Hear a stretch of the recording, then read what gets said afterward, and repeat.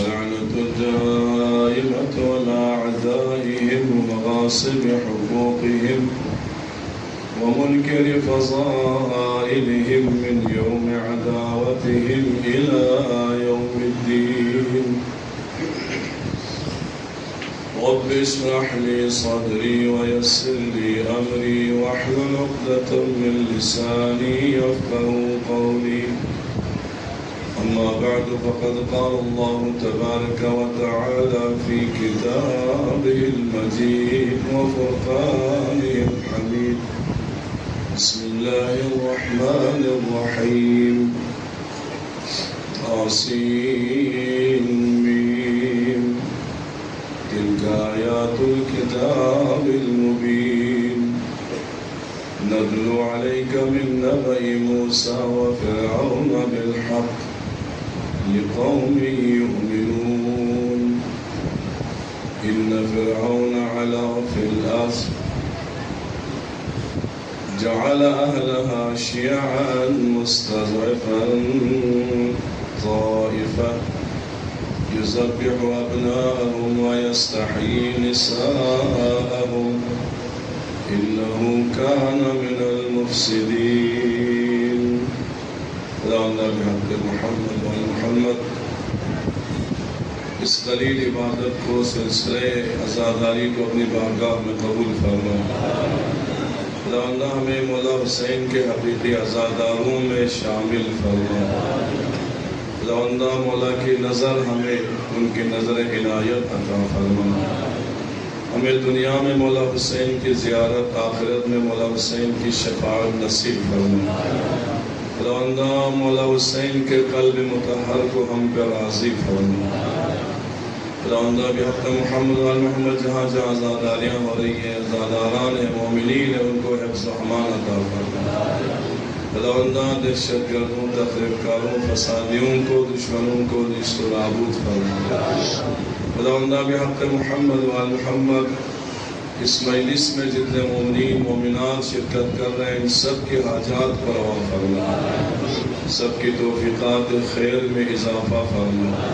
خداوند مولا حسین کے صدقے میں آج بالخصوص باب الحوائج مولا عباس کا ذکر ہے، ان کے صدقے میں ہماری حاجات کو روا فرما. ہمارے گناہوں کو معاف فرما. آئندہ گناہوں سے بچنے کی توفیق عطا فرما. خداوند اس عزا خانے کے خدمت گزاران جو دن رات خدمت انجام دے رہے ہیں، اس منزل تک پہنچایا ہے، ان سب کی خدمات کو اپنی بارگاہ میں قبول فرما. جنہوں نے دام درم سخنے تعاون کیا ہے، خداوند ان کے رزق حلال میں اضافہ فرما. ان کے گھروں میں صحت و سلامتی عطا فرما. خداوند ہمیں زیادہ سے زیادہ اس عزا خانے کو آباد کرنے، تعمیر کرنے اور توسیع کے کاموں میں شرکت کرنے کی توفیق عطا فرما. خداوند بحق محمد و محمد ذات اس عزا خانے کے خدمت گزاران جو اس دنیا سے جا چکے ہیں، ان کو غریق رحمت فرما. جو زندہ ہے ان کو صحت و سلامتی و طول عمر عطا فرما. خداوند بحق محمد و محمد باب الحوائج کے صدقے میں ایک ہندو ڈاکٹر ہر سال مولا عباس کی نظر وہ لاتے ہیں، اور ان کی مولا کے صدقے میں ان کی اولاد کو صحت و سلامتی خدا نے عطا کیا ہے. مولا کے صدقے میں اس ڈاکٹر کو خدا نے اولاد نرینہ سے نوازا ہے. ایک جملہ یہ عرض کروں کہ مولا باب الحوائج کا دروازہ وہ ہے، اس دروازے پہ جس مسلک سے، جس عقیدے سے اس کا تعلق ہو، ان کے در پہ جھکے تو مولا کے صدقے میں ان کی حاجتیں روا ہو جاتی. خداوند ان کی اور ہم سب کی حاجتوں کو روا فرما. انہوں نے جو تبرکات بھیجے ہیں اپنی بارگاہ میں قبول فرما. اس کی برکتیں ان کو، ان کے اہل عیال کو عطا فرما. خداوند بانی مجلس جناب راجہ تجمل عباس صاحب، ان کی طرف سے آج تبرک ہے. خداوند ان کے مال جان میں برکت عطا فرما. خداوند تجمل عباس صاحب کی توفیقات خیر میں اضافہ فرما. خداوند ان کو ترقی اور تکامل عطا فرما. خداوند ان کو جس منصب پہ وہ فائز ہیں، شر شیطان، شر ظالمین، شر حاسدین، دشمنان سے ان کو محفوظ فرما. جس انداز سے وہ خدمات انجام دے رہے، ان کی خدمات کو اپنی بارگاہ میں قبول فرما. اور تجمل عباس صاحب ہمارے بہت بڑے دوست مولانا آغا سید مہدی جانی صاحب کے بہنوئی ہے، وہ جوانی میں اس دنیا سے گئے۔ آغا جانی صاحب ان کے دعا کیجئے، مجھے بار بار ان کی یاد آتی ہے، ان کا خیال ہے۔ عظیم عزادار بھی تھے، عظیم عالم بھی تھے۔ اللہ تعالیٰ جناب آغا مرحوم کے درجات کو بلند فرما، ان کو اعلیٰ علیین میں جگہ عطا فرما، ان کے خاندان کو ہر آفات و بلیات سے محفوظ فرما۔ خداوندہ بحق محمد و آل محمد ہمیں ہر سال بہتر سے بہتر انداز میں مولا کی شان کے مطابق عزاداریوں کو برپا کرنے کی توفیق عطا فرما۔ خداوندہ تبرکات میں اور اس عزاخانے میں جس لحاظ سے جو مدد کر رہا ہے، خداوندہ ان کی خدمات کو اپنی بارگاہ میں قبول فرما، علم اعلام کا سایہ ہم پہ مستدام فرما، بیماران مخصوصین کو صحت کاملہ و عاجلہ عطا فرما۔ خداوندہ بالخصوص مولانا اسماعیل صاحب ہمارے سرپرست ہیں، ان کی سرپرستی میں یہ سارا کام ہو رہا ہے، بیمار ہے، اور جیم سکندر صاحب ماشاءاللہ بہت خدمات انجام دے رہے ہیں ہمارے اس عزاخانے کے حوالے سے۔ اسی طرح دوسرے نوجوانان سب کو صحت و سلامتی و تندرستی عطا فرما۔ خداوندہ قلب مطہر امام زمان کو ہم پر راضی فرما، امام کے ظہور میں تعجیل فرما، ہماری دعاؤں کو مستجاب فرما۔ ایک دفعہ صلوات پڑھے بر محمد۔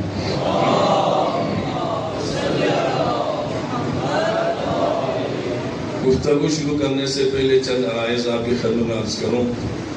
جس عزاخانے میں آپ بیٹھے ہیں، پچھلے سال کیا حالت تھی ہم اپنی نگاہوں سے دیکھ رہے ہیں۔ اتنا وسیع حال نماز کے لیے، عزاداری کے لیے، مولا کے نام پہ مختصر مدت میں یہ آپ کے سامنے ہے، دوسرا لیکچر پڑھنے والا ہے۔ لیکن کچھ ایسے بھی لوگ ہوتے ہیں جو غلط فہمیاں پیدا کرتے ہیں، جو ان کا کام یہی ہے۔ کچھ ایسے لوگ ہر قوم میں ہیں، نہ خود کام کرتے ہیں نہ کسی کو کام کرنے دیتے ہیں۔ ایسے لوگوں کی کوئی ان سے امیدیں ہمیں نہیں رکھنا چاہیے، ان سے کوئی امید نہیں ہے۔ ہم جو کر سکتے ہیں ہمیں کرنا چاہیے، کیونکہ یہ مولا کے لیے ہے اور یہ ہمارا کسی پہ احسان بھی نہیں ہے۔ یہ ہم اپنی عاقبت کے لیے کرتے ہیں، اپنے انجام کے لیے کرتے ہیں کہ ہمارا انجام بخیر ہو جائے، ہماری قبر میں روشنی ہو، مولا کا نور ہماری قبر میں منور ہو۔ روایات یہ ہے کہ جو مولا حسین سے محبت کرے، حقیقی عزادار بن جائے، حقیقی مولا کا پیروکار بن جائے، وہ قبر میں جب پہنچتا ہے تو مولا حسین خود اس کے استقبال کے لیے آتے ہیں، اور اس کی جو چھوٹی سی قبر ہے وہ حد نظر سے زیادہ وسیع بھی ہو جاتی ہے اور جنت کا باغ بھی بن جاتی ہے۔ ہر کوئی چاہتا ہے، تو یہ مولا حسین کے لیے کوئی منمانی نہیں ہے، کوئی چودراہٹ نہیں ہے۔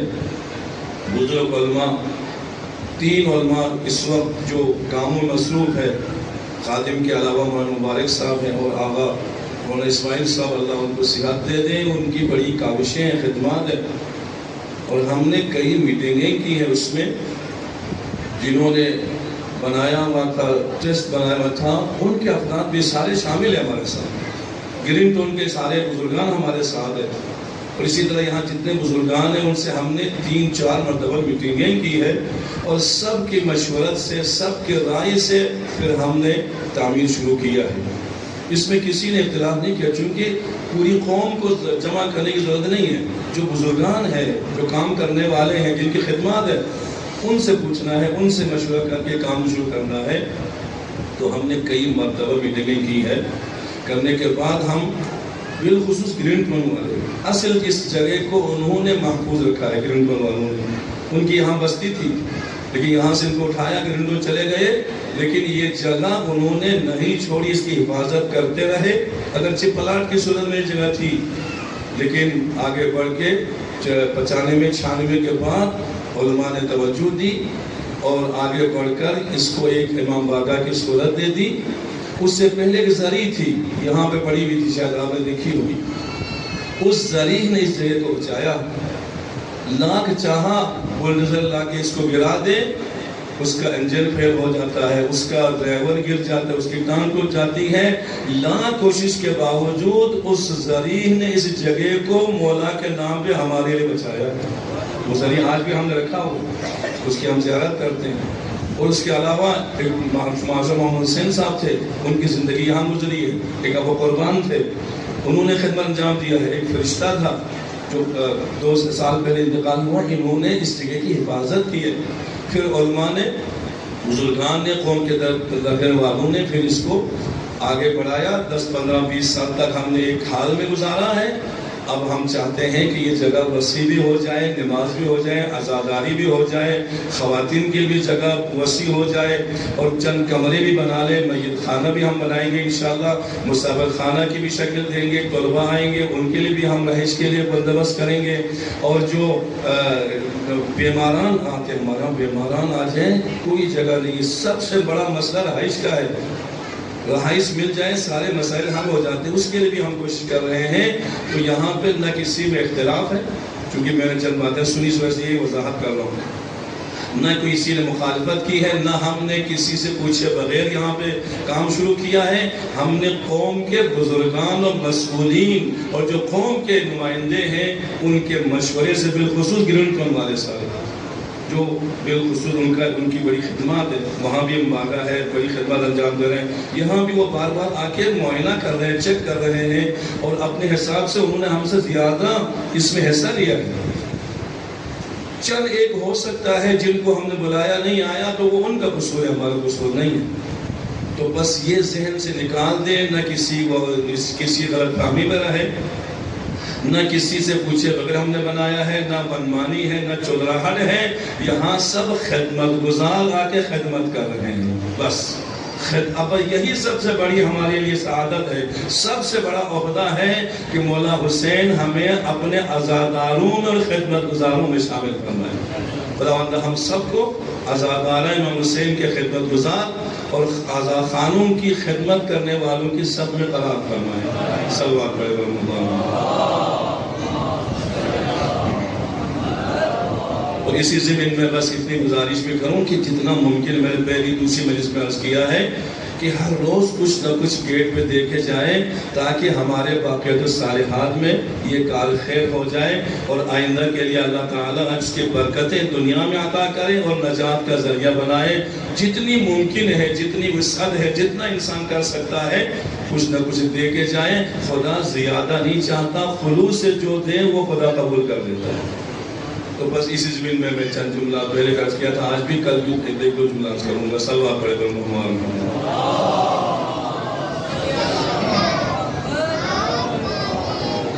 سورہ قصص کی میں نے یہ 3 آیتیں پڑھی ہیں جو انبیاء کے قصے، بالخصوص جناب موسیٰ اور فرعون کے قصے ہیں. اس لیے خود اسی آیت میں ہے کہ یہ قصے کس لیے ہیں. وَنَتْلُو عَلَيْكَ من نبأ موسیٰ و فرعون بالحق. خود خدا کہتا ہے کہ موسیٰ فرعون کے قصے ہم آپ کو بیان کرتے ہیں میرے حبیب. کس لیے؟ یہ سچا قصہ ہے، اس میں کوئی مبالغہ، کوئی کوتاہی، کوئی افراد تفریط نہیں، حق پر مبنی ہے. ایک تو سچا قصہ اپنے نبی کی تسلی اور نبی کی حوصلہ افزائی اور نبی کی ہمت بڑھانے کے لیے، تاکہ کفار قریش سے گھبرائے نہیں جیسے موسیٰ نہیں گھبرائے تھے. آگے بڑھے تو فتح موسیٰ کو ملی، تو اللہ تعالیٰ بھی آپ کو فتح مبین کی صورت میں کامیابی عطا فرمائے گا. اور دوسرا لِقَوْمٍ یُؤْمِنُونَ، ان لوگوں کے لیے اس میں ہدایت ہے، اس میں درس ہے، اس میں سبق ہے جو ایمان لانے والے ہیں، مومنین. اب مومنین کے لیے کہا ہے، انسانوں کے لیے نہیں کہا، یا آدمیوں کے لیے نہیں کہا، یا مثلا کسی اور نام سے تعبیر نہیں کیا. مومنین کے لیے، مومنین جب درس لیتے ہیں، مومنین جب ہدایت پہ عمل کرتے ہیں نا، تو مومنین اس طرح مضبوط اور مستحکم ہو جاتے ہیں ایمان کی وجہ سے، ہدایت کی وجہ سے، ہدایت کے مطابق عمل کرنے کی وجہ سے، قرآن کے احکامات پہ چلنے کی وجہ سے. اللہ تعالیٰ ایمان کی بدولت ان کو اتنا قوی اور مستحکم کر دیتا ہے. کہیں روایت میں ہے کہ وہ پہاڑ سے بھی زیادہ مضبوط ہو جاتے ہیں، کہیں روایت میں ہے کہ وہ لوہے سے بھی زیادہ مستحکم ہو جاتے ہیں ایمان کی وجہ سے. تو یہی وجہ تھی کہ بنی اسرائیل کو خدا نے آخر میں فتح دی، جو جناب یعقوب کی اولاد میں سے ہے. کس وجہ سے؟ جبکہ 90,000 تک بچے ان کے قتل ہوئے، عورتیں کنیزی میں ہیں، مردوں کو مار مار کے قتل کر رہے ہیں. ساری مشکلات انہی کے لیے ہے، ظلم و جور انہی کے اوپر ہے، لیکن جیسے جناب یوسف نے فرمایا تھا استقامت کے ساتھ رہو فتح تمہاری ہوگی، اور ایسا ہی ہوا۔ 150-200 سال لگے، لیکن بنی اسرائیل نے استقامت کے ساتھ ایمان کو مضبوطی سے اپنے ہاتھ میں تھام کے رکھا، آخر کار فرعون نیست و نابود ہو جاتے ہیں، بنی اسرائیل کو خدا فتح عطا کر دیتے ہیں۔ تو بس فتح کا بھی تعلق کامیابی کے تعلق ایمان سے ہے، اور قرآن بہت جگہوں پہ ایمان والوں کی کامیابی کا اعلان کرتا ہے، ان الانسان لفی خسر الا الذین آمنوا وعملوا الصالحات۔ انسان گھاٹے میں ہے، نقصان میں ہے، ناکامی میں ہے، پستی میں ہے، پوری انسانیت کی بات ہے، الا الذین آمنوا وعملوا الصالحات، مگر وہ جو ایمان لائے ہیں اور عمل صالح بجا لاتے ہیں نا، وہ گھاٹے میں نہیں ہے، وہ کوئی نقصان میں نہیں ہے، وہ پستی میں نہیں ہے، بلکہ وہ ایمان و عمل کی وجہ سے روح و ترقی ہے۔ اتنا خدا اس کو کامیابی اور ترقی عطا کرتا ہے، ایک وقت ایسا آتا ہے کہ وہ ایمان و عمل کی وجہ سے جہاں سے فرشتوں کی پرواز ختم ہو جاتی ہے، مومن کے پرواز کا آغاز ہو جاتا ہے۔ یہ ایمان و عمل بہت ضروری ہے۔ تو بس اس واقعے میں بھی ایسے کچھ مومنین ہیں سورہ قصص میں، ان کا ایمان اتنا مضبوط ہے کہ جو مرضی ظلم ہو جائے، ستم ہو جائے، ان کے ایمان میں کمی نہیں آتی، ایمان میں برابر اضافہ ہوتا جاتا ہے۔ ان میں سے ایک مومن آل فرعون ہے جن کا نام حزبیل یا حزقیل ہے، یا حبیب بھی ان کا نام بتایا گیا، اور خود فرعون کا رشتہ دار ایک جزاد ہے، اور وزیر بھی ہے، بیت المال کا محافظ بھی ہے۔ 100 سال تک ہمیں بتاتے ہیں کہ وہ اس منصب پہ رہے ہیں۔ ایک اس کے بارے میں، ایک جناب مومن آل فرعون کی بیوی کے بارے میں کہ وہ اس قدر مومنہ تھی، ایمان کی منزل پر فائز تھی، جتنی مرضی مشقت ہو جائے، جتنی مرضی زیادتی ہو جائے، سب کچھ قبول کیا، ایمان کو ہاتھ سے نہیں چلنے دیا۔ ایک جناب آسیہ زن فرعون، خود فرعون کی بیوی ہے، لیکن وہ ایمان لے آتی ہے، اس ایمان کی وجہ سے کیا کیا تعیشات، کیا کیا اس کے بعد عیش و عشرت کے اسباب تھے۔ وہی فرعون پہ پوری دنیا میں جو عیش و عشرت فرعون نے کیا ہے نا، کوئی نہیں کر سکتا۔ اس کی گھر والی ہو، اس کی بیوی ہو، خاتون اول ہو، اس کی زندگی کیسے گزرتی ہوگی؟ عیش و عشرت کی زندگی ہے، نہ کھانے میں کمی، نہ پہننے میں کمی، نہ کسی اور چیز میں کمی۔ اس کے باوجود ایک چیز کی کمی کا احساس کیا جناب آسیہ نے، سب کچھ ہے لیکن ایمان کی کمی ہے۔ اس ایمان کی کمی کو اس مومنہ نے اپنی قربانی کے ذریعے سے پورا کر دیا۔ اس کا ایمان کی کمی کو پورا کر دیا کہ قرآن کیا کہتا ہے؟ قرآن کہتا ہے کہ جب آخری وقت آتا ہے نا، وہ مومنہ خدا سے ہم کلام ہو جاتی ہے۔ اللہ، خدا سے ہم کلام، خدا سے ڈائریکٹ کہتی ہے رب ابن لی عندک بیتا فی الجنہ۔ قرآن کیا ہے؟ اسی سورہ میں ہے، اے میرے پروردگار مجھے اپنے پاس جنت میں ایک گھر بنا دے۔ اللہ، خدا سے ڈائریکٹ کہتی ہے۔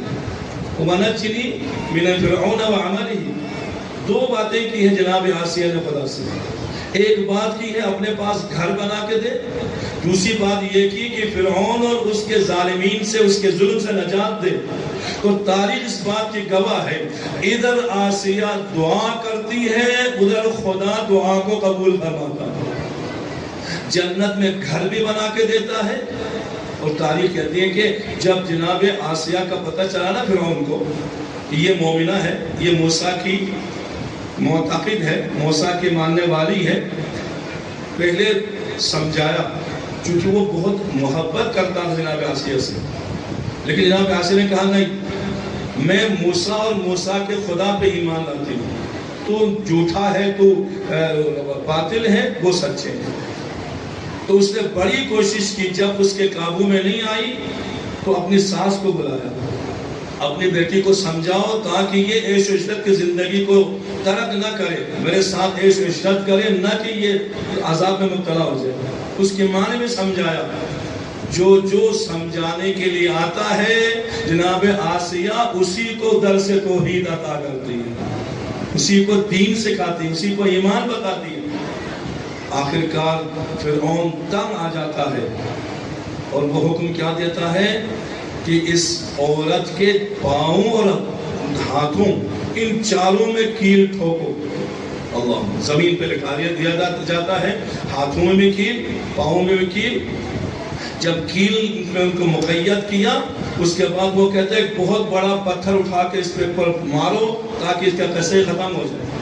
ادھر سے لوگ پتھر اٹھا رہے ہیں مارنے کے لیے، ادھر جناب آسیہ خدا کی بارگاہ میں خدا سے ہم کلام ہو رہی ہے، جنت میں گھر بنانے کی دعا کر رہی ہے، اور فرعون اس کے ظالموں سے نجات کی دعا کر رہی ہے۔ اور اتنے میں جناب آسیہ کے سامنے پردے ہٹ جاتے ہیں، جنت میں اپنا گھر دیکھ کے مسکرانے لگتی ہے۔ فرعون کہتا ہے اس کا تو دماغ چل گیا ہے، موت سامنے ہے، یہ مسکرا رہی ہے، یہ تو ہنس رہی ہے، تو خوش ہو رہی ہے۔ جناب آسیہ کہتی ہے کہ رونا تو تمہارے لیے ہے، میں کیوں خوش نہ ہو جاؤں؟ جس خدا پہ میں ایمان لے کے آئی تھی وہی خدا میرے مقام سب سے بلند کر کے دکھا رہا ہے۔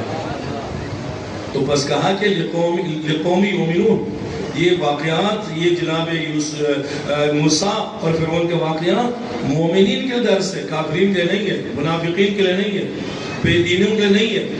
وہ تو دنیا چاہتے ہیں، اور مومن دنیا نہیں چاہتے، آخرت چاہتے ہیں۔ تو آخرت دکھایا، ہمیں تو دنیا میں گھر مل جائے خوش ہو جاتے ہیں، دنیا میں ہم مسائل مشکلات سے نجات مل جائے خوشیاں مناتے ہیں، ہم تو عید کرتے ہیں، ہم تو جو ہے لوگوں کو یہ چیزیں کھلاتے ہیں، دعوت کرتے ہیں کہ یہ کامیابی، یہ کامیابی۔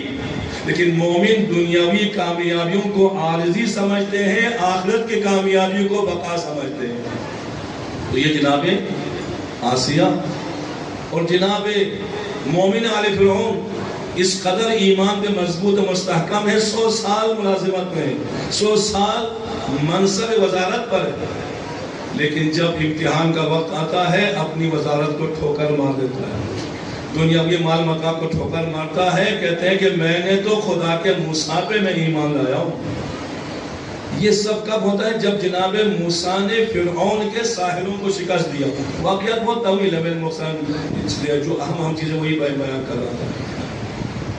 موسیٰ نے جب فرعون کے ساحروں کو شکست دی، ساحر سارے بھی موسیٰ کے دین پہ لے آئے، توحید پرست ہو گئے، بہت سو کو اس نے مارا، بہت سو کو لالچ دی، لیکن جتنے ساحر تھے انہیں کہا کہ ہم نے حق کو اپنی آنکھوں سے دیکھا ہے، اب ہم حق کو دیکھ کر باطل کی طرف نہیں جا سکتے۔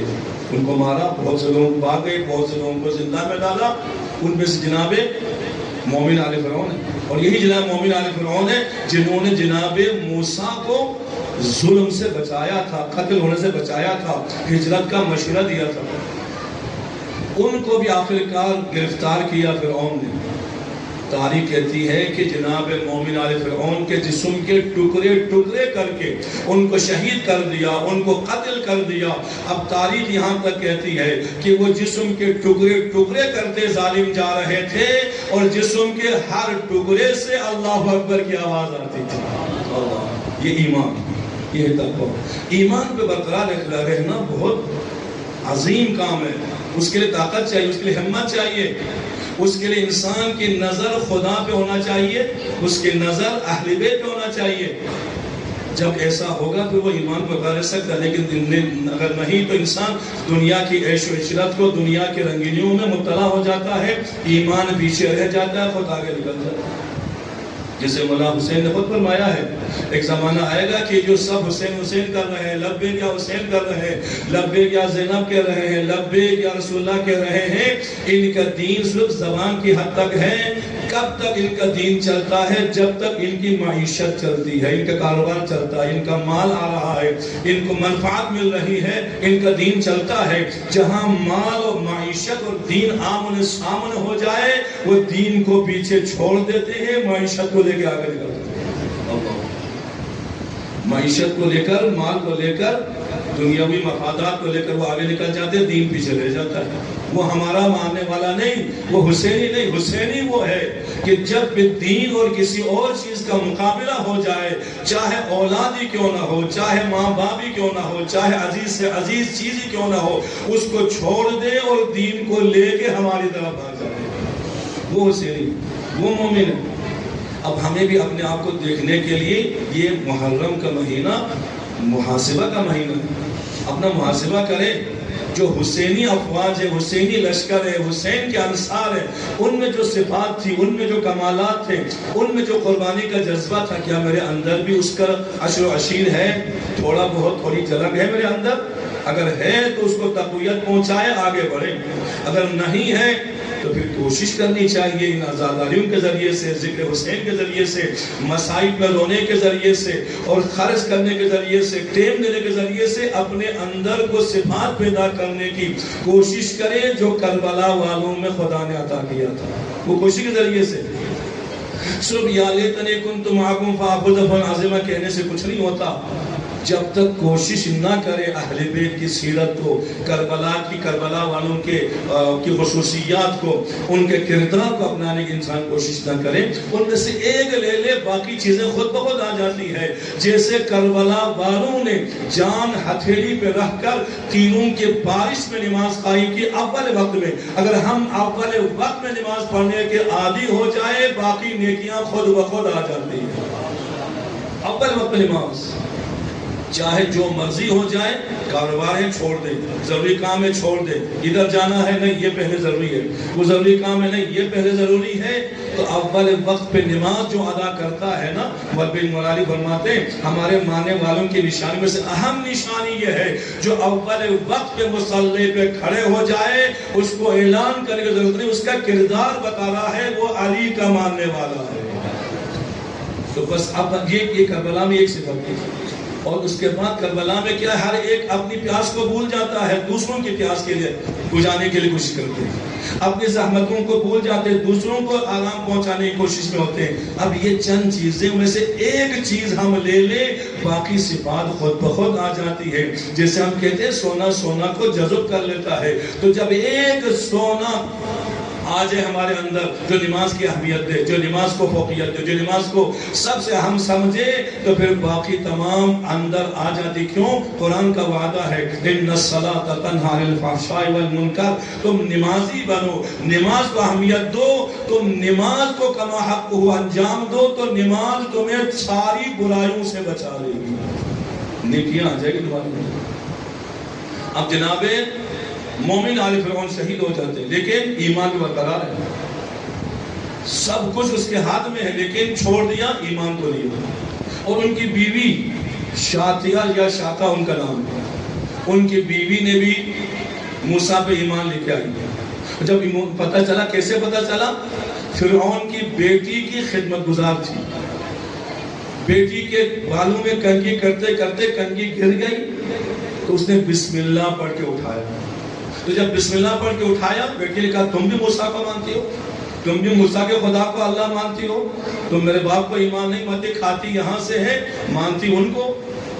شکایت کی تو پھر فرعون نے بلایا، ہاں ایسا ہے، اب اس نے نہیں چھپایا، حقیقت سے پردہ اٹھا لیا کہ آج تک میں ایمان کو چھپا رہی تھی، اب میں نہیں چھپاتی، میں اعلان موسیٰ کے خدا کو مانتی ہوں۔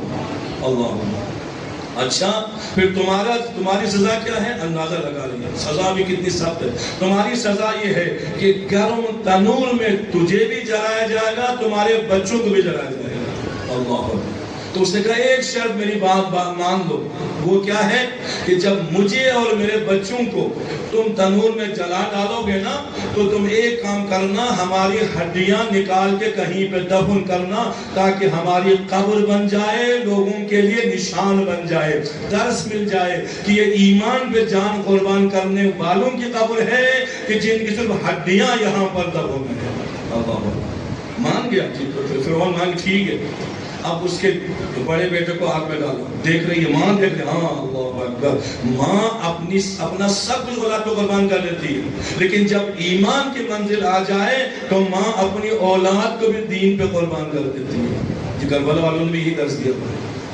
اور یہ جناب شاتیہ جو زن ہے مومن آل فرعون، کہا کہ اس کو بھی ڈال دے، اس کو بھی ڈال دے، آخر میں چھوٹا بچہ رہ گیا۔ وہ چھوٹا بچہ اپنے سینے سے جب لگا لیتی ہے نا، وہ بچہ بھی گویا ہو جاتا ہے، ماں جس مقام پہ تم فائز ہو رہی ہو، مجھے بھی وہ مقام ملنا چاہیے۔ وہ بچہ بھی آگ میں جاتا ہے، پھینک دیا جاتا ہے، اور عورت کو پھینک دیا جاتا ہے، آگ میں جلنا گوارا کیا. یوں عرض کروں، دنیا کی آگ کو برداشت کیا آخرت کی آگ سے بچنے کے لیے. دنیا کی آگ تو عارضی ہے، دنیا کی آگ تو وقتی ہے، لیکن آخرت کی آگ بہت خطرناک ہے. دنیا کی آگ پانی ڈالے بجھ جاتی ہے، اور آخرت کی آگ میں اتنی حرارت ہے کہ سمندر میں چنگاری ایک آ جائے جہنم کی تو پورے سمندر میں آگ لگ جائے. ہم لاوے پھٹتے ہوئے دیکھتے ہیں پانی میں بھی آگ جل رہی ہوتی ہے. یہ نشانیاں ہمارے لیے عبرت کا مقام ہے. اور ایک جناب آسیہ زن فرعون تمام مصیبتوں کو برداشت کر لیتی. یہاں پہ ایک حدیث کی عرض کروں. رسول اکرم صلی اللہ علیہ وسلم ارشاد فرماتے ہیں، آپ فرماتے ہیں 3 ہستیاں اس دنیا میں ہے جنہوں نے ایک لمحے کے لیے بھی کبھی بت پرستی کو نہیں اپنایا، کبھی وہ بتوں کی پرورش نہیں، کبھی غیر خدا سے نظریں نہیں ملائے، کبھی غیر خدا سے امیدیں وابستہ ہی نہیں کیا. کون کون ہے؟ کہا ایک مومن آل یاسین ہے، اس کا تھوڑا تذکر کروں. ایک مومن آل یاسین جس کا نام حبیب نجار ہے. ایک جناب آسیہ ہے. آسیہ فرعون کے گھر میں رہی، ابتدا سے ہی فرعون کی خدائی کی منکر تھی، اعتقاد نہیں تھا وہاں پر. خدا کو ایک خدا کو مانتی تھی جیسے وہ سمجھتی تھی، لیکن فرعون کو نہیں مانتی تھی، نہ بت پرستی کرتی تھی نہ کوئی اور شروع سے. اور جب جناب موسیٰ کی تعلیمات سامنے آ جاتی ہیں تو پھر اس کے ضرب میں اور وسعت آ جاتی ہے، اس کے ہر تمام مشکلات حل ہو جاتے ہیں. اب حقیقی طور پر خدا کی معتقد اور خدا کی عبادت گزار بن جاتی ہے. تو ایک لمحے کے لیے نہ مومن آل یاسین نے بت پرستی کو قبول کیا، نہ جناب آسیہ نے بت پرستی کو قبول کیا. اور ایک اور ہستی جو ان تمام ہستیوں سے بلند ہے، جہاں آپ مومن آل فرعون، جہاں پہ جناب آسیہ، جہاں پہ مومن آل یاسین، انہوں نے بت پرستی کو ایک لمحے کے لیے قبول نہیں کیا. وہاں جو سب سے عظیم ہستی ہے وہ علی ابن ابی طالب ہے کہ آپ نے آنکھ جھپکنے کی خاطر بھی کبھی شرک کو گلے سے نہیں لگایا. تبھی تو مولا علی بارہ فرماتے ہیں لم اشرک للہ طرفۃ عین ابدا، کہ میں وہ علی ابن ابی طالب ہوں کہ میں نے ایک لمحے کے لیے بھی آنکھ جھپکنے کی دیر کی خاطر بھی کبھی شرک کو نہیں گلے سے لگایا. کبھی آپ تو بتوں کو دیکھنا گوارا نہیں کرتے تھے. 3 دن تک آنکھیں بند رکھتے ہیں تاکہ بتوں پہ نگاہ پڑے، جب بھی نگاہ پڑے رسول خدا کے چہرے پہ نگاہ پڑے. یہ ایمان. تبھی تو اس ایمان کی اس منزل پر ہے ان کو مومن آل یاسین کہا گیا ہے. ایک کو آسیہ زن فرعون کا مقام بنایا اتنا بلند کہ ادھر کہا گھر بنا، ادھر خدا نے گھر بنا کے دیا. لیکن مولا علی کا ایمان اتنا بلند ہے کہ اللہ تعالیٰ نے علی کو کل ایمان بنا دیا، کل ایمان. اور ان کو جنتی بنایا. مومن آل یاسین جنتی، بلکہ مومن آل یاسین کے بارے میں ہے کہ جب شہر تنکانہ میں 3 انبیاء بھیجے نام احسان نے ان کو قتل کیا تو یہ دوڑتا ہوا آیا. یہ دونوں قرآن کی آیت آل مومن آل فرعون کے لیے بھی ہے. وَجَاءَ رَجُلٌ مِّنْ أَقْصَى الْمَدِينَةِ يَسْعَىٰ، کہ جب انبیاء پہ مشکل وقت آتا ہے تو یہ شہر کے دور سے دوڑتے ہوئے آتے ہیں نبیوں کو بچانے کے لیے، ان کی حمایت کے لیے. ایک مومن آل فرعون وہ بھی بھاگتا ہوا آیا جناب موسیٰ کے پاس. جناب موسیٰ کو خطرات سے آگاہ کیا، موسیٰ ہجرت کر کے مدائن چلے گئے. اور ایک مومن آل یاسین کہ جو جنگلوں میں رہتا تھا، جب پتہ چلا انبیاء پہ ظلم ہو رہا ہے تو وہ شہر کے باہر سے دوڑتا ہوا آیا، بھاگتا ہوا آیا. پتہ تھا میرا وہاں جانے کا انجام کیا ہے، پتہ تھا میں انبیاء کی حمایت کروں گا تو پھر مجھ پہ کیا کیا مصیبتیں آئیں گی، کیا کیا مظالم ہوں گے. لیکن اس کو نہیں دیکھا، انبیاء کی طرف متوجہ ہے، خدا کی طرف متوجہ ہے. آئے تو کہا قال یا قوم اتبعوا المرسلین اتبعوا من لا یسألکم اجرا وهم مهتدون. سورہ یاسین پڑھ لے، مکمل واقعہ موجود ہے کہ اے قوم تمہیں کیا ہو گیا ہے، تم ان انبیاء کی ہدایت پہ عمل نہیں کرتے جو تمہیں صراط مستقیم کی دعوت دیتے ہیں، جو تمہیں جنت لے کے جاتے ہیں. یہ ہدایت یافتہ ہے، یہ خود بھی ہدایت یافتہ ہے اور دنیا کو بھی ہدایت دینے والے ہیں. اس کے بعد کہا وَمَا لِيَ لَا أَعْبُدُ الَّذِي فَطَرَنِي وَإِلَيْهِ تُرْجَعُونَ، مجھے کیا ہو گیا ہے کہ میں ان کی عبادت کروں جس کا مجھ سے کوئی تعلق نہیں، میں اس کی عبادت کیوں نہ کروں جس نے مجھے خلق بھی کیا ہے اور ہم نے پلٹ کے وہاں جانا بھی ہے۔ اسی طرح اب جب یہاں تک ان کو اذیت و آزار دی تو جہاں مومن آل فرعون کو اپنا مقام دکھایا، جناب آسیہ کو جنت میں گھر بنا کے دکھایا، موت کے وقت مسکرا رہی ہے، اور جناب مومن آل یاسین جو حبیب النجار کہتے ہیں ان کا بھی آخری وقت آیا، ان کو سولی پہ چلایا گیا یا جسم کے ٹکڑے ٹکڑے کیے جا رہے تھے، اس وقت خدا نے پردے ہٹا دیے، کہا قیل ادخل الجنہ قال یا لیت قومی یعلمون بما غفر لی ربی وجعلنی من المکرمین، کہا گیا، آواز آئی، اے مومن آل یاسین اب دیکھ تجھے خدا نے کتنا بڑا مقام دیا ہے، یہ جنت کے دروازے موت سے پہلے ہم نے تمہارے لیے کھول دیے ہیں، اب جنت میں داخل ہو جاؤ، تم پہلے ہمارے مہمان ہوں گے، پھر تم جنت کی نعمتوں میں مستغرق ہوں گے۔ جب اپنا مقام دیکھا تو یہاں بھی جناب حبیب النجار نے تمنا کی، وہ تمنا یہ کی، قال یا قوم اتبعوا من لا يسألكم مهتدون، آخر میں کہا کہ کاش یہ دنیا والے، یہ میری قوم کے لوگ دیکھ لیتے کہ خدا نے مجھے مغفرت عطا کر کے، جو بلند ترین مقام پہ فائز کر کے مجھے مکرمین میں شامل کیا ہے، اگر یہ دیکھ لیتے تو یہ بھی خدا کی اطاعت کرتے، یہ بھی ایمان لے آتے۔ تو آپ فرماتے ہیں کہ یہ ہستیاں ہیں، کہا اسی وقت کہا لقوم یؤمنون، ایمان والوں کے لیے درس ہے، ایمان والے ہی درس کو اخذ کرتے ہیں، ایمان والے ہی اپنی ہدایت کو، اپنی نجات کو اپنے لیے مستحکم کرتے ہیں، تو یہ ہے۔ لیکن اس کے باوجود فرعون باز نہیں آتا، فرعون ظلم پہ ظلم کرتا ہے، تشدد پہ تشدد کرتا ہے۔ تو جناب موسیٰ نے ہدایت کی، عذاب سے ڈرایا، لیکن نہیں ڈرتے، تو عذاب شروع ہو گیا۔ تفصیل میں غزوہ فریز میں کہوں گا، پہلا عذاب فرعون اور فرعون والوں پر قحط سالی شروع ہو گئی، اس قدر قحط سالی کھانے کے لیے ترسنے لگے، لقمہ لقمہ کے محتاج ہو گئے۔ آئے جناب موسیٰ کے پاس معافیہ مانگی، ظاہری توبہ کیا، پھر ہم آپ کی بات مانیں گے، تو خدا نے موسیٰ کی دعا کے ذریعے سے قحط سالی اٹھایا۔ جب قحط سالی اٹھ گئی پھر سرکش ہو گئی، پھر ظلم و ستم جو ہے عام کرنے لگے، تو ایک بات پھر دوسرا عذاب اس میں مبتلا ہو جاتا ہے۔ دوسرا عذاب کیا ہے؟ طوفان آ جاتا ہے، نیل کے دریا میں ایسا طوفان، ان کی زمینیں غرق ہو جاتی ہیں، مکانات تباہ ہو جاتے ہیں، اور سب تباہ و برباد ہو گئے۔ پھر جناب موسیٰ کے پاس آئے، میں موسیٰ سے توبہ کیا، روئے گڑ گڑائے، مجھے موسیٰ نے دعا کی، پھر طوفان ہٹ گیا، پھر سرکش ہو گئے۔ اس کے بعد جب سرکش ہوئے تو خدا نے ان کے اوپر ٹڈیاں مسلط کر دی۔ ٹڈیاں جب آ جائے نا تو پوری فصل کھا جاتی ہے، ہر چیز کھا جاتی ہے، یہاں تک یہ ٹڈیاں فصل کے نہیں، درخت کے پتے بھی کھا جاتی ہے، انسانوں کے لباس تک کھا گئی، سب کچھ کھا گئے، ان کے پاس کچھ نہیں۔ پھر موسیٰ کے پاس آ گئے، توبہ کرتے ہیں، پھر موسیٰ نے دعا کی، وہ عذاب ہٹ گیا، پھر سرکش ہو جاتی ہے قوم۔ خدا عذاب ایک دم نہیں کرتا، عذاب آزمانے کے بعد، امتحان کے بعد، منصب بھی دیتا ہے تو امتحان کے بعد دیتا ہے، اگر عذاب بھی بھیجتا ہے تو امتحان کے بعد ہو سکتا ہے یہاں پہ پشمان ہو جائے، یہاں پہ توبہ کر لے، یہاں پہ اگر خدا ارحم الراحمین، وہ تواب الرحیم ہے، تم جتنی مرضی توبہ کرو، ہر مرتبہ خدا تمہاری توبہ قبول کرتا ہے۔ لیکن انسان توبہ قبول ہو جائے، عذاب ہٹ جائے، پھر سرکش ہو جاتا ہے، پھر سرکش ہو گئے، تو اللہ تعالیٰ نے ان پہ کھٹمل مسلط کر دیا، ہر جگہ کھٹمل، بستروں میں کھٹمل، کھانے میں، پانی میں، ایک عذاب میں مبتلا۔ پھر جناب موسیٰ کے پاس آیا، جناب موسیٰ نے دعا کی، عذاب ہٹ جاتا ہے، چند دنوں کے لیے ٹھیک ہو جاتے ہیں، پھر سرکش ہو جاتی ہے وہ۔ اس کے بعد جب یہاں تک سرکشی میں اضافہ ہوا تو خدا نے مینڈکوں کا عذاب نازل کیا، ہر جگہ مینڈک، پانی میں مینڈک، بستر میں مینڈک، گھر میں مینڈک، ہر جگہ مینڈکوں کے حملے نے ہر چیز تباہ کر دی، جینا دوبارہ پانی بھی نہیں پی سکتے۔ تو پھر موسیٰ کے پاس آئے، توبہ کیا، موسیٰ نے دعا کی، پھر عذاب ہٹ جاتا ہے۔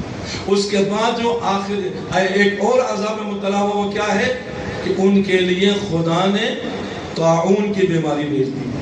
اللہ، طاعون کی بیماری بیٹھے بیٹھے ہلاک ہو جاتا ہے۔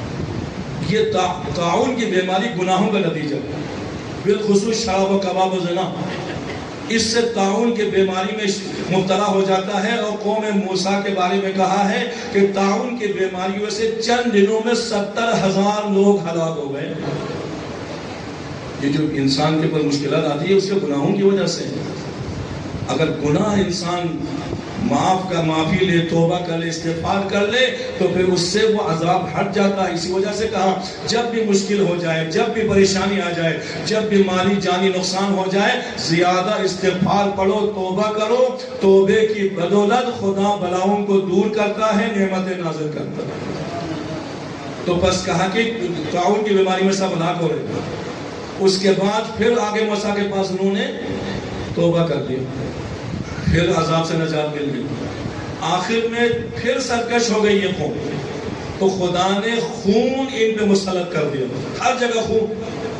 بنی اسرائیل پانی پیتے ہیں صاف ستھرا شفاف اور مزیدار پانی، بنی قبطیہ یعنی فرعون والے پانی پیتے، وہی پانی خون میں تبدیل ہو جاتا ہے، ادھر خون ادھر خون، جو ہاتھ میں اٹھائے خون، جہاں پہ دیکھے جناب موسیٰ کی قوم وہی پانی اٹھائے، پاک و پاکیزہ پانی ہے، فرعون والے اٹھائے وہی پانی خون۔ یہاں تک کہا کہ تم ہمیں پانی اٹھا کے دے دو، تم قوم بنی اسرائیل نے بھی پانی دے دیا۔ جب موسیٰ کے ماننے والوں پہ ہاتھ میں ہے تو پانی ہے، ان کے ہاتھ میں جائے تو خون بن جاتا ہے۔ پھر تنگ آ کر یہاں تک کہا کہ تم اپنے منہ میں پانی لے کے ہمارے منہ میں ڈالو تاکہ ہم پانی تو پی سکے، خطرہ خطرے کے لیے ہم ترس رہے ہیں۔ تو جب موسیٰ کی قوم نے، بنی اسرائیل نے منہ میں پانی لیا، ان کے منہ میں ڈالا۔ جب موسیٰ کے ماننے والوں کے منہ میں پانی تھا تو وہ پانی تھا، ان کے منہ میں جاتے پھر خون میں تبدیل ہو جاتا۔ پھر انہوں نے توبہ کر لی، لیکن آخر میں جب اس قدر انہوں نے سرکشی کی، جناب موسیٰ نے حکم الہی سے مصر چھوڑنے کا ارادہ کر لیا۔ بس آخری دو جملہ، مصر چھوڑنے کا ارادہ کر لیا۔ جب مصر چھوڑنے کا ارادہ کیا، اپنی پوری قوم کو لے کے نکلے۔ جب پوری قوم کو لے کے نکلے تو فرعون نے کہا ان کو نہیں جانا چاہیے، انہی کی وجہ سے تو ہم سے عذاب ٹل جاتا، انہی کی وجہ سے تو ہم کتنی بار بچ گئے ہیں، ان کو نہ جانے دیں۔ پیچھے اپنی قوم کو لاکھوں کی تعداد میں اس کے ساتھ قوم ہے، ادھر بھی ہزاروں کی تعداد میں ہے۔ چلتے چلتے دریائے رکنی پہ پہنچے۔ اب یہاں سے دریا کیسے پار کرے، سب پریشان ہے، پیچھے سے فرعون کا لشکر آ رہا ہے۔ اب دیکھیں خدا جس کو بچانا چاہتا ہے نا، خدا انہو علی کل شیء، خدا ہر چیز پہ قدرت رکھتا ہے۔ خدا کن فیکون کا مالک ہے۔ خدا پہ بھروسہ کر کے تو دیکھیں، خدا پہ توکل کر کے دیکھیں کہ ہر مشکل سے وہی بچاتا ہے۔ اگرچہ ہمیں اہل بیت کا وسیلہ کرنے کا حکم ہے، لیکن اصل میں بچاتا خدا ہے، رحمت خدا نازل کرتا ہے، مشکلات وہی حل کرتا ہے۔ یہ اہل بیت وسیلہ ہے، ہم اس قابل نہیں کہ ہم ڈائریکٹ خدا کے پاس جائے تو ہم یا وجیہ عند اللہ ایسے چہروں کو لے کے جاتے ہیں، ان چہروں کو سامنے دیکھیں تو خدا انکار نہیں کرتا۔ جیسے ہم کسی کے پاس کام کے جائے تو چہرے والوں کو لے کے جاتے ہیں نا، یہ چہرے والے ہیں، یہ وجیہ ہیں، اس کے سامنے وہ انکار نہیں کریں گے۔ تو یہ 14 ایسے وجیہ خدا نے ہمیں عطا کیا ہے، ان میں سے جس کو لے کے جائے ہر ایک کی سفارش کو خدا قبول کر لیتا ہے۔ تو موسیٰ کی سفارش سے عذاب کر رہا تھا، اب وہ لشکر پیچھے سے آ رہا ہے، یہاں جناب موسیٰ ہے، اب کیسے نکلے، سامنے لشکر پاتے دیکھا، اب یہ ہمیں نہیں چھوڑیں گے۔ کہا اب سب رو رہے ہیں، فریاد کرے، ہم نہیں بچیں گے۔ موسیٰ نے کہا پرواہ نہ کرنا، خدا نے مدد کا وعدہ کیا ہے، اسی پہ بھروسہ کر لو، اسی پہ اطمینان رکھو، اسی پہ توکل رکھو، سب کچھ صحیح ہو جائے گا۔ لیکن وہ بے قرار ہو رہے ہیں، موت سے ڈر رہے ہیں، دشمن سے ڈر رہے ہیں۔ ایک بات آتا خدا کہتا موسیٰ اس پانی پہ عصا مارو، عصا مارا تو دریا 2 حصوں میں بٹ جاتا ہے، سامنے راستہ نکل آتا ہے۔ تو وہ کہتے ہیں کہ ہم تو 12 اقوام میں ہمارے الگ الگ راستہ ہونا چاہیے۔ جناب موسیٰ نے الگ الگ راستہ بنایا۔ اس کے بعد کہا کہ ہمیں ایک دوسرے پہ نظر رکھنا چاہیے، پتہ ہونا چاہیے یہ کہاں پہنچے، ہم کہاں پہنچے۔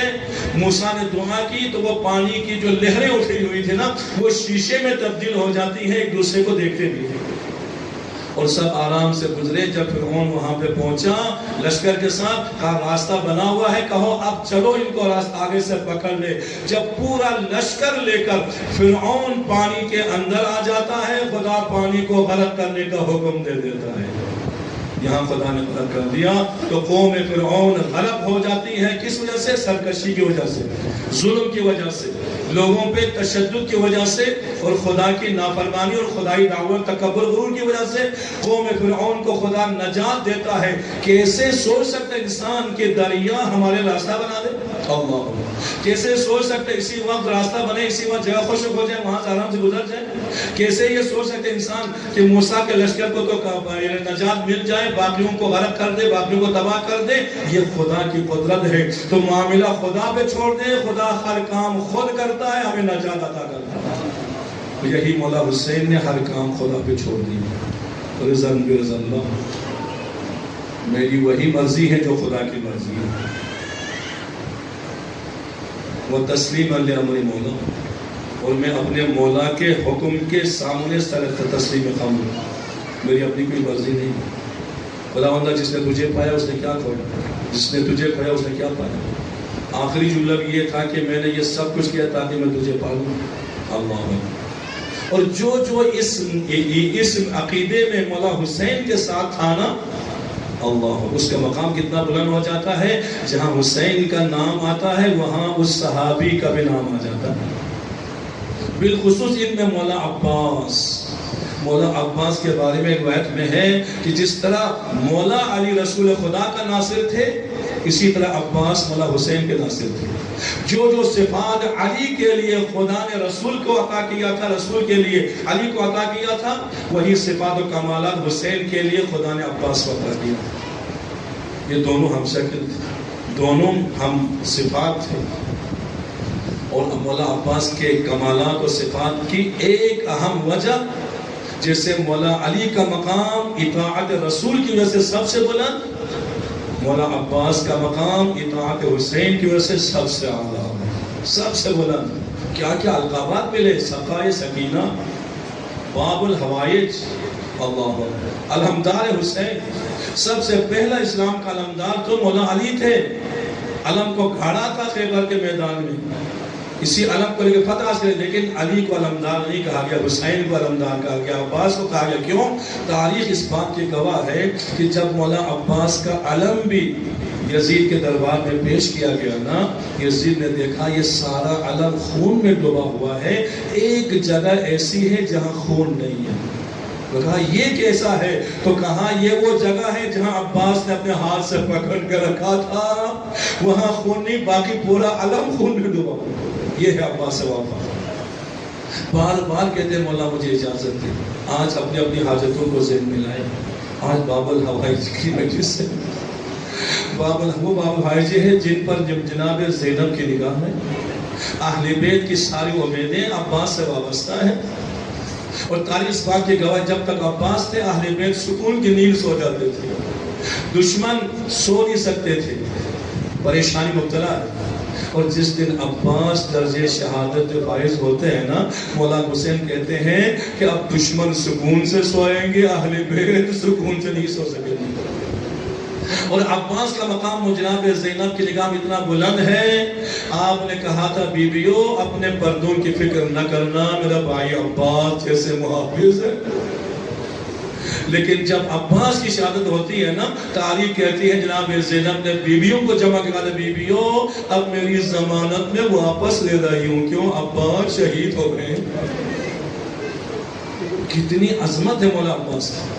مولا مجھے اجازت دے، نہیں عباس تجھے اجازت نہیں دوں گا، تم میرے لشکر کے علمدار ہو۔ لیکن سب اکبر بھی شہید ہو گئے، آخر میں صرف عباس رہ گئے نا۔ کہا مولا اب تو مجھے اجازت دے۔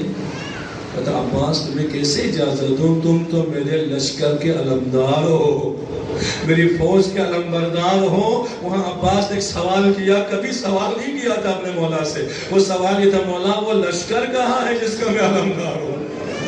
سب شہید ہو گئے، اجازت نہیں ملی۔ اور تاریخ اس بات کی بھی گواہ ہے جب تک عباس موجود تھے نا، بچے اللہ کی آوازیں بلند کرتے تھے، ججا عباس ہمیں پانی پلاؤ۔ لیکن جس دن عباس شہید ہوئے، کوفہ سے لے کے کربلا سے لے کے شام تک کبھی کسی سے بچے نے پانی کا نام ہی نہیں لیا، کیوں؟ پانی والا لانے والا نہ رہا تو پھر پانی ہم کہاں سے لیں؟ تو ایک مرتبہ مولا عباس نے کہا، بعض روایت میں ہے، مولا ذرا خیمے کی طرف توجہ کیجئے۔ جب مولا حسین نے خیمے کے متوجہ ہوئے تو کیا ہوا؟ خیمے سے بچے الاتش الاتش کی آوازیں بلند کر رہے ہیں، ہائے پیاس کی آوازیں بلند ہو رہی ہیں۔ تو کہا مولا ان بچوں کو میرے ہوتے یہ پیاسے یہ کیسے ہو سکتا ہے؟ یہ ایک روایت ہے۔ اور دوسری روایت یہ ہے کہ جب مولا عباس اپنے خیمے میں پریشان تھے، مجھے اجازت کیوں نہیں مل رہی، میں شہادت کے درجے پہ کیوں فائز نہیں ہو رہا، اتنے میں سکینہ کے پاس سارے بچے آ گئے، بی بی ہم پیاسے ہیں، ہمیں پانی نہیں مل رہا۔ تو کہا میرے چچا عباس کے ہوتے ہوئے کوئی پیاسا نہیں رہے گا۔ ایک مشکیزہ لے کے چچا کے پاس آئی، کہا چچا جان ہم بچے پیاسے ہیں، بچوں کے لیے پانی لا دیجئے۔ کہا سکینہ اپنے بابا سے سفارش تو کرو، مجھے اجازت تو مل جائے۔ تو تاریخ میں سکینہ ایک ہاتھ میں مشکیزہ لے کر ایک ہاتھ میں چچا کا ہاتھ پکڑ کر جب آئے نا بابا کے خیمے میں آدھے دیکھا تو مولا مسند سے کھڑے ہو گئے۔ عباس کے کہنے سے پہلے کہا عباس تم سفارش ایسی لے کے آئے ہو، اب میں تمہیں پانی لانے کی اجازت دیتا ہوں۔ اجرکم اللہ۔ عباس پانی لینے گئے، ادھر عباس گئے ادھر بیویوں کو بچوں کو جناب سکینہ نے جمع کیا۔ کہا بچوں اپنے اپنے کاسے لے کر تیار رہو، میرا چچا پانی لے کے آ رہے ہیں۔ اور تاریخ کہتی ہے سکینہ کی نگاہ علم عباس پہ رکی ہوئی ہے، سکینہ علم کو دیکھ رہی ہے۔ ایک وقت آیا علم جھکا تو سکینہ کہتی یا اللہ میرے چچا کی خیر ہو۔ پھر علم بلند ہوا، دائیں سے بائیں ہاتھ میں لیا۔ اس کے بعد ایک وقت ایسا آیا کہ علم بالکل غائب ہو گیا تو سکینہ کہتی بچوں لگتا ہے میرا چاچا پانی لے کے نہیں آ سکے۔ عباس گئے، اکیلے عباس نے نہر علقمہ پہ قبضہ کیا، گھوڑے کو نہر میں ڈالا، اپنے ہاتھ سے چلو میں پانی لیا۔ 3 دن سے عباس بھی پیاسے ہیں نا، 3 دن سے پیاسے ہیں۔ عباس نے چلو میں پانی لیا، منہ کے قریب لے کے آئے۔ تاریخ کہتی ہے ایک روایت میں مولا حسین یاد آئے، ایک روایت میں جناب سکینہ یاد آ گئی۔ اور میں یقین سے کہتا ہوں جناب سکینہ یاد آئی ہوگی جب سامنے پانی آیا، پانی نہیں دیکھا، اس پانی میں سکینہ کا سوکھا خون دیکھ لیا، سوکھا گلا دیکھ لیا۔ کہا عباس یہ کیسی وفا ہے، تم پانی پی لے، بچے اللہ ترچ کر رہے ہیں۔ پانی پھینک دیا۔ اور میں نے ایک روایت پڑھا گھوڑے سے کہا گھوڑا تم بھی تو پیاسے ہو نا، پانی پی لو۔ لیکن گھوڑا بار بار خیمہ گاہ کی طرف دیکھتا ہے، اشاروں میں شاید یہی سمجھا رہا ہے مولا میں کیسے پانی پیوں، خیمہ گاہ میں بچے پیاسے ہیں، سکینہ پیاسی ہے، اصغر پیاسا۔ آپ نے مشکیزہ بھرا، آپ نے رخ کیا خیمہ گاہ کی طرف، اور آپ کی پوری نگاہ مشق سکینہ پر، لڑتے لڑتے آگے نکلے۔ لیکن ایک مرتبہ عمر صاحب نے دیکھا عباس پانی لے کے جا رہے ہیں، ایک مرتبہ وہ کہتا خبردار حسین کے خیمہ گاہ میں پانی نہ پہنچنے پائے، اگر پانی پہنچ گیا پھر ہم کامیاب نہیں ہو سکتے، چاروں طرف سے حملہ کر دو۔ اکیلے عباس پہ ہزاروں لشکروں نے حملہ کر دیا، کوئی ادھر سے حملہ کر رہا ہے، کوئی ادھر سے حملہ کر رہا ہے۔ ایک ظالم نے کمینگاہ سے ایسا وار کیا، عباس کا دایاں بازو کٹ گیا اور علم عباس نے بائیں آزو میں لیا، لڑتے لڑتے آگے بڑھے۔ آپ کی نگاہ مشق سکینہ پر ہے کہ پانی پہنچائے۔ ایک مرتبہ ایک اور ظالم نے حمار کیا، عباس کا بائیں بازو بھی کٹ گیا، علم اسلام سرنگون ہو گیا، علم اسلام سرنگون ہو گیا۔ لیکن عباس حکمت نہیں ہارتے، گھوڑے سے کہتے ہیں گھوڑا اسی حالت میں مجھے خیمہ گاہ پہنچا دے تاکہ سکینہ کی پیاس بجھ جائے۔ بچے اللہ تعالیٰ کی آواز کے دے رہے ہیں، آپ آگے لڑتے جا رہے ہیں، گھوڑے کو آگے بڑھاتے جا رہے ہیں۔ لیکن ایک وقت آیا، میں نے تاریخ میں پڑھا، ایک ظالم نے ایسا تیر چھوڑا جو عباس کی آنکھ میں پیوست ہو گیا۔ جب آنکھ میں تیر لگانا، عباس جھکے، اپنے دونوں زانوں سے تیر کو دبایا اور سر کو جھٹکا دیا۔ اسی حالت میں آپ کی خول اتر جاتی ہے، آپ کے سر سے خول اتر جاتی ہے۔ اتنے میں ایک ظالم ایک گرز لے کے آگے بڑھا، وہ لوہے کا اتنا بڑا گرز تھا، اس نے ایک جملہ کہا، عباس میں نے سنا ہے آپ بڑے دلاور ہیں، بڑے طاقتور ہیں، آپ کی طاقت کہاں گئی کہ جب ایسی حالت میں دشمن شماتت کرے نا، یہ ناقابل برداشت ہے۔ ابا نے جملہ کہا، اے ظالم کاش تم اس وقت آ جاتے جب میرے بازو سلامت تھے، تمہیں پتہ چل جاتا حسین کا ناصر کون ہے۔ وہ ظالم کیا کہتا، عباس آپ کے بازو تو سلامت نہیں ہے نا، میرے ہاتھ تو سلامت ہے۔ اس نے گوشت اٹھایا، عباس کے سر پہ اشارہ کیا، عباس نے رک کے کہا، ادرکنی یا مولا، مولا میری مدد کے لیے آ جائے۔ ادھر حسین نے ہاتھ کمر میں رکھا، الان انکسر ظہری، عباس حسین کی کمر ٹوٹ گئی۔ کمال اللہ، مولا حسین چلے، راوی کہتا میں دیکھ رہا تھا، ایک مقام پہ گھوڑے سے اترے، کوئی چیز اٹھایا، بوسہ دیا، زمین پہ رکھا، آگے بڑھے، ایک اور چیز اٹھائی، بوسہ لے کر پھر زمین پہ رکھا۔ میں نے غور کیا تو وہ دونوں عباس کے کٹے ہوئے بازو تھے، جس کو امام اٹھا کے بوسہ لے رہے تھے۔ آگے جا کے علم کو بھی اٹھایا۔ جب حسین امام مولا عباس کے سرانے پہنچے نا، عباس کا سر اٹھا کے اپنے زانوں پہ رکھا، اپنے سر اٹھا کے زانوں پہ رکھا، عباس نے زانوں سے زمین پہ رکھا، پھر مولا نے زانوں پہ رکھا، پھر عباس نے زمین پہ رکھا، 3 مرتبہ۔ جب ایسا ہوا تھا امام کی آنکھوں میں آنسو آ گئے، عباس اب تم بھی مجھے غریب سمجھ رہے ہو، اپنا سر میرے زانوں پہ کیوں نہیں رکھتے؟ ابا نے کہا مولا اب تو میرا سر آپ کے زانوں پہ ہوگا نا، کچھ دیر بعد آپ کا سر کس کے زانوں پہ ہوگا؟ خاک کربلا ہوگی، میرے مولا کا سر ہوگا شبر کے پرنچر۔ حضرت کو ملا عباس کوئی وصیت؟ مولا میری بس ایک ہی وصیت ہے، مجھے اس حالت میں آپ خیمگاہ نہ لے جائے، مجھے سکینہ سے شرم آتی ہے، میں نے سکینہ سے وعدہ کیا تھا کہ میں پانی لے کے آؤں گا، میں وعدہ پورا نہ کر سکا۔ اس کے بعد دوسری وصیت ہے، میری بہن زینب کو میرا سلام کہنا، میری بہن مجھ سے بہت پیار کرتی تھی، مجھ سے توقع رکھتی تھی۔ ایک توقع کی بات کروں، ایک مرتبہ جب عباس جانے لگے نا، جناب زینب نے کہا عباس تم جا رہے ہو میدان میں؟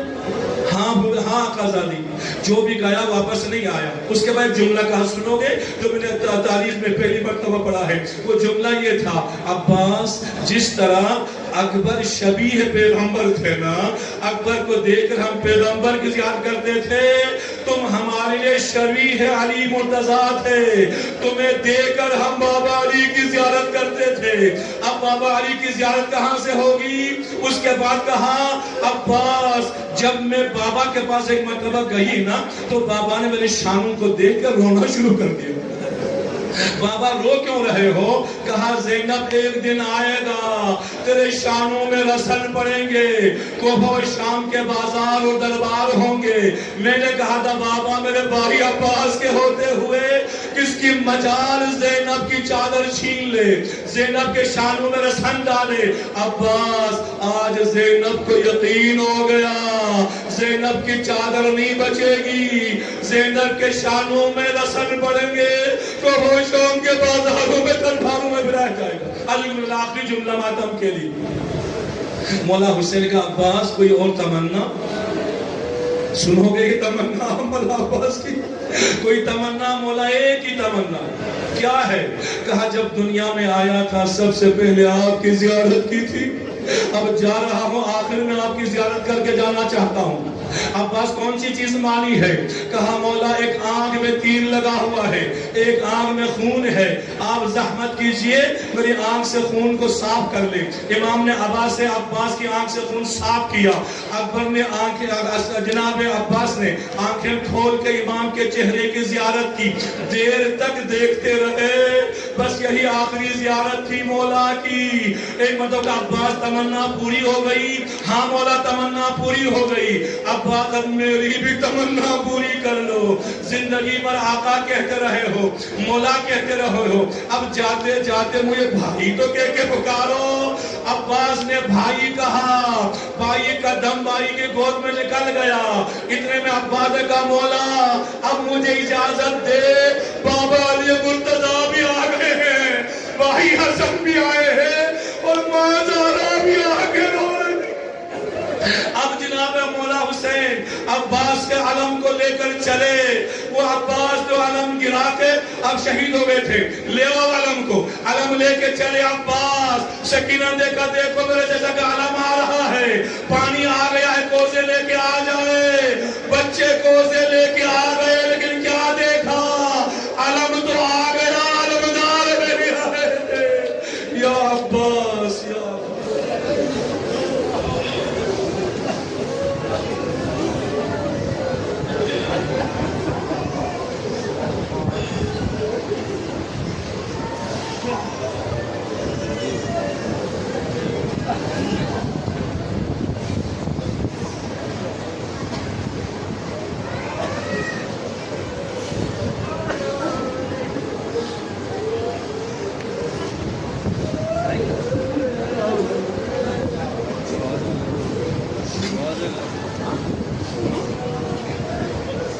عباس